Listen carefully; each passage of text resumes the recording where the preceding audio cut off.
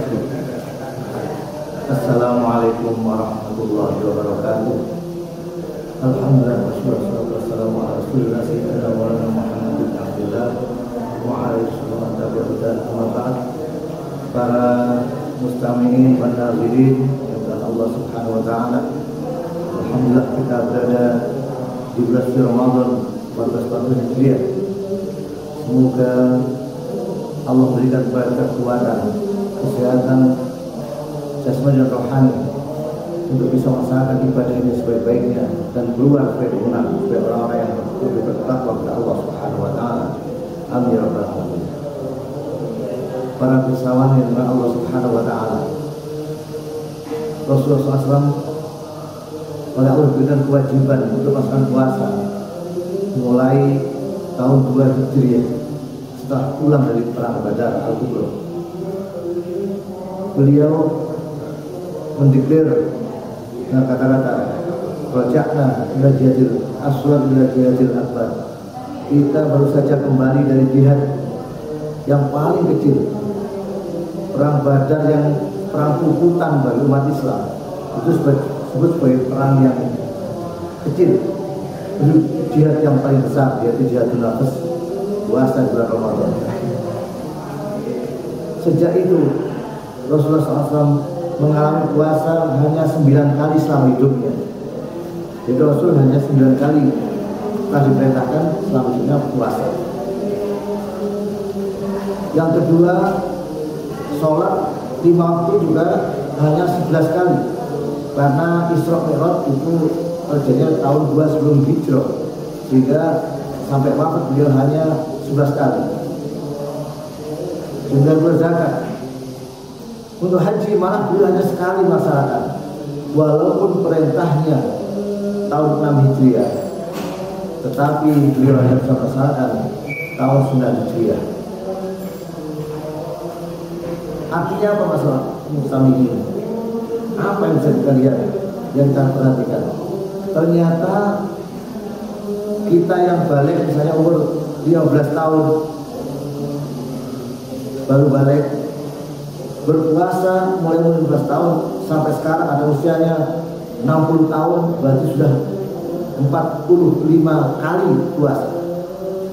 Orang yang hajinya berkali-kali,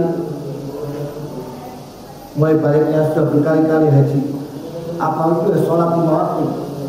Artinya secara kuantitas kita itu kelihatannya lebih baik daripada Kanjeng Nabi, daripada Rasul.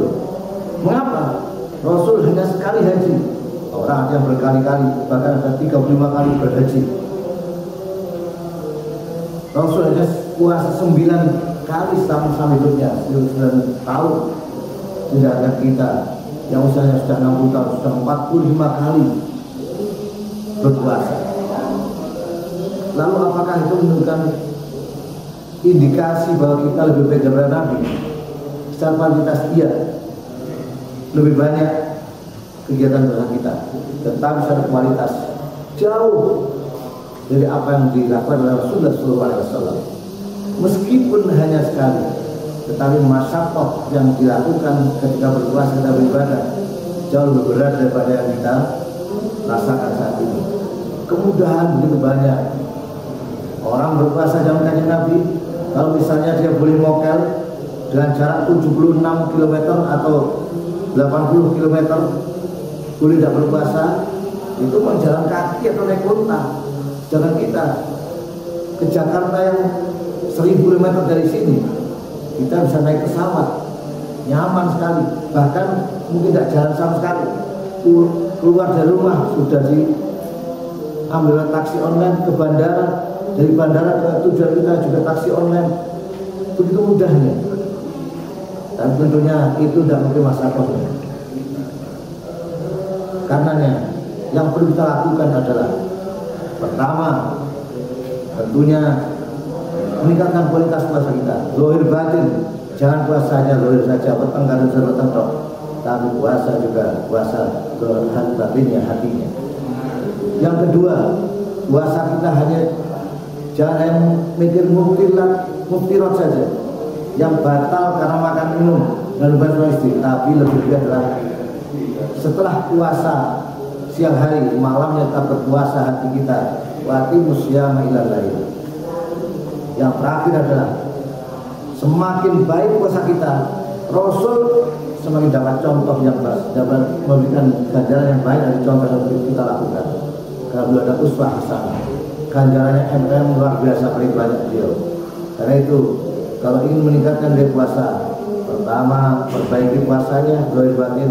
Yang kedua, jadilah selalu inspirasi, contoh bagi adiknya, bagi keluarganya, bagi lingkungan masyarakatnya, maka semakin banyak para puasa dengan beroleh, sehingga semakin dekat kepada takwa Allah SWT.